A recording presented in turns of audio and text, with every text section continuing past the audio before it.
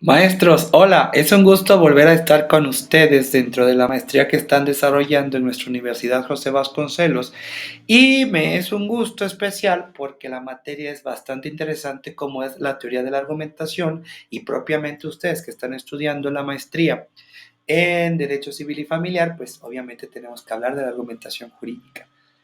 Les recuerdo mi nombre, soy el maestro César Castillejos de Paz y bueno, vamos a adentrar en este video, vamos a adentrarles un poquito de lo que va a tratar la materia en sí, su presentación, su aportación de la asignatura al perfil que van a tener ustedes, pero también me gustaría propiamente presentarles la materia con la otra, ¿vale?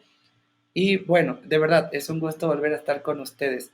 Y les cuento, mejor dicho, les hago de su saber para que lo analicen, que esta asignatura, la teoría de la argumentación jurídica, les permitirá a ustedes, pues, adentrarse en el conocimiento de un diálogo interpretativo y hermenéutico del derecho contemporáneo, distinguiéndolo entre el nivel teórico y la aplicación práctica de los mecanismos argumentativos en el derecho. Obviamente que la universidad y un servidor pretendemos introducirlos en el análisis de la legislación tanto en su vertiente normativa como fáctica, a la vez en el análisis de la decisión judicial tanto en esta misma vertiente, tanto normativa como fáctica. Pero además necesitamos en este máster que ustedes se familiaricen en el manejo de herramientas intelectuales básicas en la interpretación tanto de los enunciados normativos como de los hechos a los que estos se refieren y desarrollen ustedes habilidades argumentativas relacionadas con la toma de decisiones jurídicas. ¿Cómo se dará esto? Pues obviamente de parte de un servidor proporcionándoles un marco de reflexión y análisis en el que ustedes puedan desarrollar una comprensión crítica del método jurídico, familiarizándose tanto con la construcción como también la deconstrucción de las controversias jurídicas desde el punto de vista argumentativo. Queremos que ustedes tengan una serie de nociones, criterios racionales y estructuras básicas argumentativas desde las que ustedes puedan elaborar y criticar decisiones jurídicas en el ámbito de la legislación, pero también de la interpretación judicial. Van a desarrollar ustedes conocimientos de forma permanente, obviamente con habilidades jurídicas, sociales, tecnológicas, al servicio de la sociedad, con una actitud de mentalidad global, con apertura también para la multiculturalidad y la diversidad.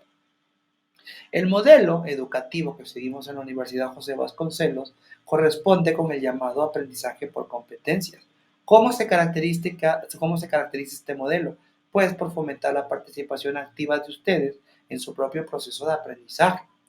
El papel del docente, en este caso del mío, pues consiste fundamentalmente en facilitarles el aprendizaje y lograr que los estudiantes aprendan a crear por sí mismos un modo autónomo, creativo y crítico. ¿Qué aportaciones les va a dar esta materia en el perfil de ustedes como egresados, como maestros?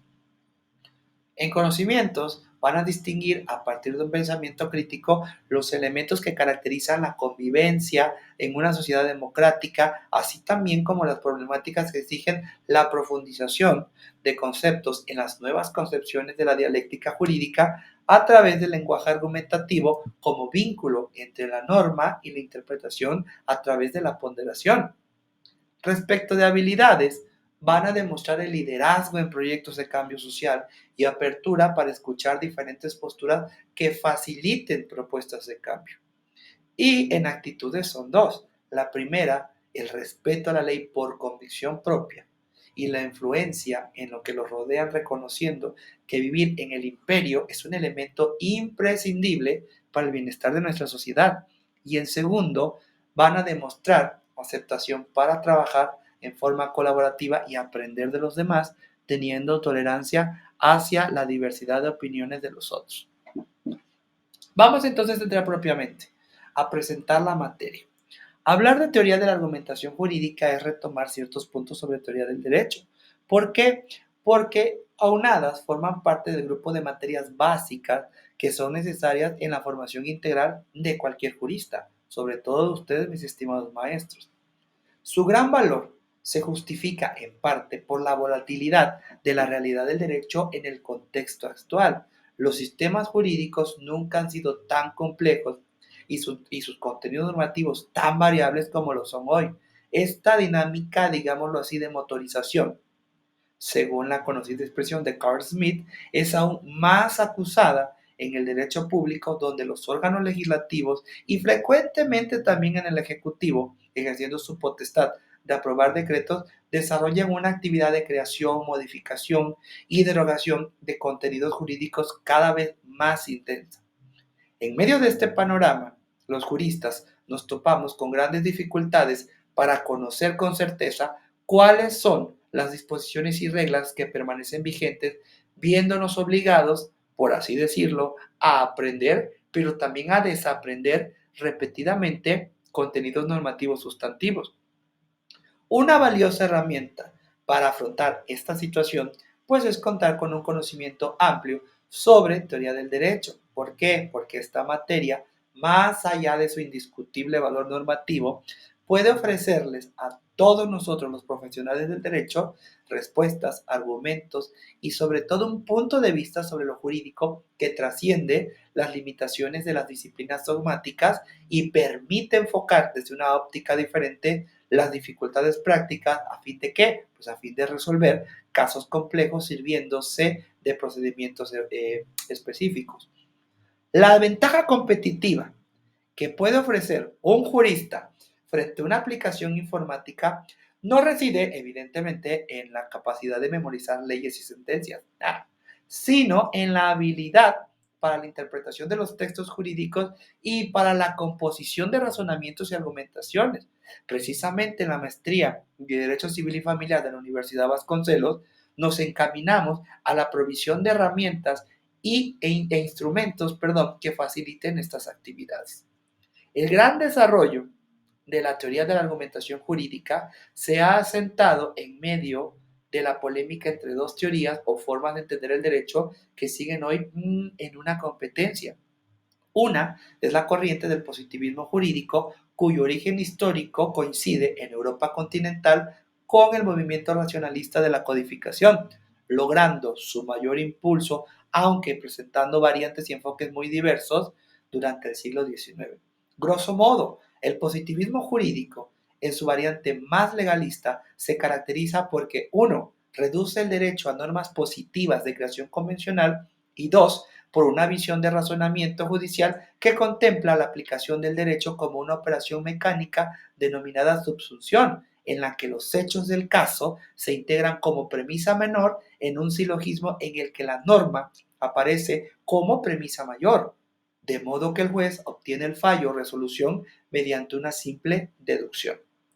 Cuando en el siglo XX el positivismo jurídico legalista es presentado por autores como Kelsey o Hart, pues esta visión mecanicista del razonamiento judicial ha sido superada y se admite que los jueces pueden hacer uso de un poder discrecional de decisión en casos complejos en los que hay que afrontar su deber institucional de juzgar, que obviamente es el resultado de la prohibición de non linquet que rige para ellos sin que pueda apoyarse en ningún texto legal que contemple una solución. La segunda teoría jurídica mencionada fue la que, como reacción contra la mentalidad positivista dominante, comenzó a desarrollarse por ahí de los años 70, tomando a Dworkin como fuente de inspiración.